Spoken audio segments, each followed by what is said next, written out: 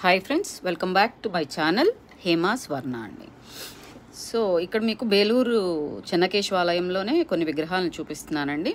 ఇక్కడ కనిపించే విగ్రహం పైన చిన్న బాబు విగ్రహం ఉంది, గమనించారో లేదో.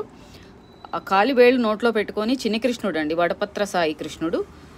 ఆకు మీద ప్రింట్ కూడా మనము చూడొచ్చు అనమాట. నేను జూమ్ చేయలేదండి, కానీ చాలా క్లియర్గా తెలుస్తూ ఉంది. ఇక్కడ కనిపించే విగ్రహం చెన్నకేశవులదండి. శివుడు కేశవుడు, విష్ణుమూర్తి అని కూడా అనొచ్చు. సో వాళ్ళిద్దరినీ కలిపి చెక్కారనమాట.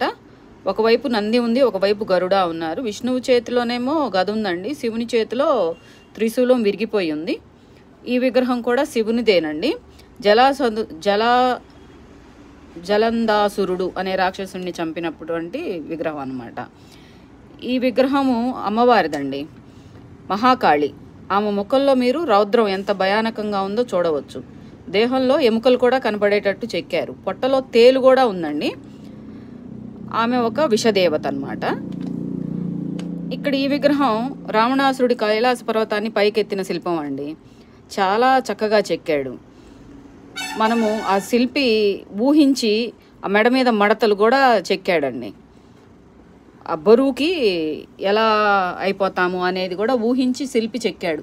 కళ్ళు బయటకు వచ్చి మెడ మడతలు పడి చాలా బాగా ఊహించాడండి.